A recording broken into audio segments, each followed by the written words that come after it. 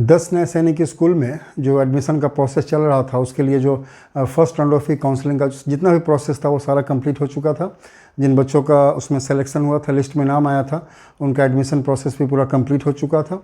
तो हम लोग को इंतज़ार था कि सेकेंड राउंड ऑफ काउंसलिंग कब से स्टार्ट होती है। तो उसका डेट जो है सो आ चुका है।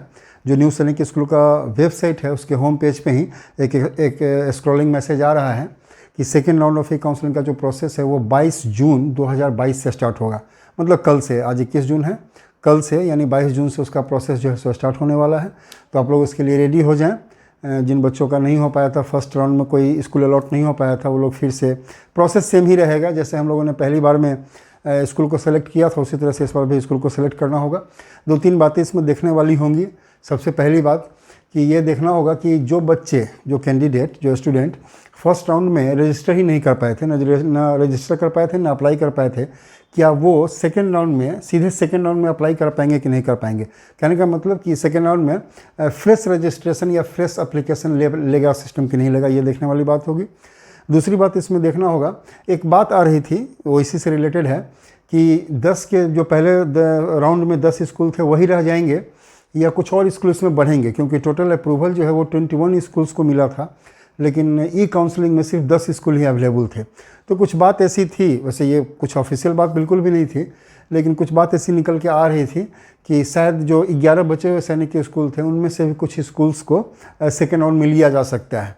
वैसे हमें इसकी उम्मीद बहुत कम है। इसका सिंपल सा एक रीज़न है कि यदि कुछ और स्कूल को इसमें ले लिया जाएगा तो जो फर्स्ट राउंड में बच्चे जिनका हो चुका है उनके लिए थोड़ा सा ये मतलब अनजस्टिस हो जाएगा ये, क्योंकि हो सकता है ना कि वो इसमें से जो बचे हुए 11 स्कूल हैं उसमें से लेना चाहते थे, लेकिन था ही नहीं तो उनको इसमें कुछ लेना पड़ा, यदि उनका एडमिशन उसमें हो गया और बाद में अपने इस स्कूल को डाल दिया पूरे का पूरा, तो ये थोड़ा सा मतलब जस्टिस नहीं होगा और ये टोटल क्लियर कट डिसीजन नहीं होगा। इसलिए उम्मीद कम है कि वो जो बचे हुए 11 सैनिक स्कूल हैं वो इस सेकेंड राउंड में आ पाएंगे, लेकिन देखते हैं, कुछ भी हो सकता है। तो ये दूसरी बात होगी कि देखना होगा कि वही 10 के 10 रहते हैं या कुछ सैनिक स्कूल का नंबर इसमें बढ़ता है।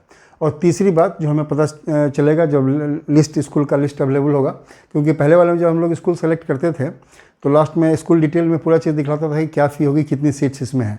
अब जो उसमें सीट्स दिखेंगी वो सीट्स वही दिखेंगी जो फर्स्ट राउंड के बाद वैकेंट रह गई हैं, जिनका भी पूरा एडमिशन नहीं हो पाया है। कुछ सीट्स खाली रही हैं, अच्छे क्वान्टिटी में कुछ सीट्स खाली रही हैं। होपफुली यदि जितनी भी सीट्स थी तो 40% के आसपास सीट्स उसमें खाली रह गई हैं, जैसा मुझे अंदाज़ लग रहा है, जहाँ तक मुझे पता चला है उसके हिसाब से बोल रहे हैं। तो होपफुली टोटल यदि इस 10 सैनिक स्कूल की बात की जाए तो 200 के आसपास सीट्स हम लोग को अवेलेबल होंगी, सारी को मिला के।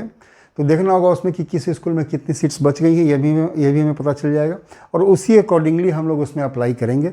अप्लाई करने का प्रोसेस सेम ही होगा जैसा फर्स्ट राउंड में था, जैसा हम लोग स्कूल सेलेक्ट करते थे उसी तरह से स्कूल सेलेक्ट करके और उसको सबमिट कर देना है।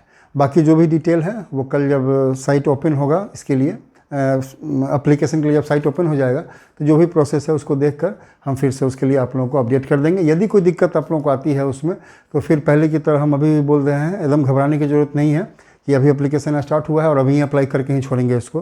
कुछ गलतियाँ रह जाती हैं तो दिक्कत हो जाती है बाद में उसमें, इसलिए आराम से, यदि कहीं कोई दिक्कत आ रही होगी तो आप लोग छोड़ेंगे उसको। वीडियो अपलोड होगा, पूरी जानकारी मिलेगी, उसके बाद ही आप लोग उसमें फॉर्म को सबमिट करेंगे।